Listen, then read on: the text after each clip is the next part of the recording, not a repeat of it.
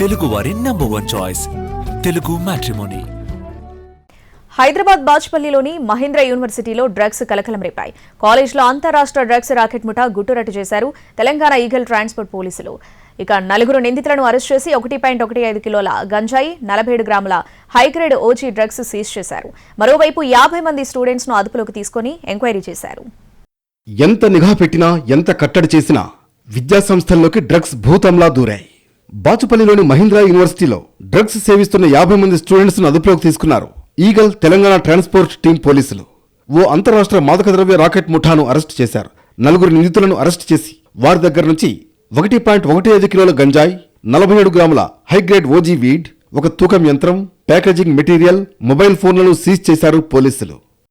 పోలీసుల అదుపులో ఉన్న స్టూడెంట్స్ మారుతి కొరియర్స్ సేవల ద్వారా మాదక ద్రవ్యాల పార్సిళ్లను తరలిస్తున్నట్లు పోలీసులు కనుగొన్నారు. బహదూర్పల్లి బాచుపల్లి మహీంద్ర యూనివర్సిటీలో గుట్టుచప్పుడు కాకుండా డ్రగ్స్, గంజాయి దందా నడుస్తోంది.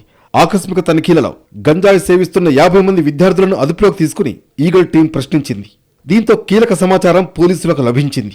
మణిపూర్కు చెందిన నోవెల్లా ఢిల్లీకి చెందిన ఓ ముఠా నుంచి కొరియర్ ద్వారా ఓజీ కుష్ డ్రగ్ ను పార్సెల్ ద్వారా తెప్పించుకుంటున్నాడు. దాన్ని గంజాయితో కలిపి సిగరెట్లు తయారు చేసి మిగతా స్టూడెంట్స్ కు విక్రయిస్తున్నట్లు విచారణలో తేలింది. ఢిల్లీ నుంచి కొరియర్ ద్వారా గంజాయి తెప్పించుకుంటున్న నోవెల్లా ఒక్కో గంజాయి సిగరెట్ ను 2,500 రూపాయలకు విక్రయిస్తున్నాడు. ఇక ఈ కేసులో నోవెల్, అంబటి గణేష్, శివకుమార్, జావేద్లు కీలక సూత్రధారులు. గంజాయి, ఓజీ కుష్ కలిపి సిగరెట్లు తయారు చేసి అమ్ముతున్నారు.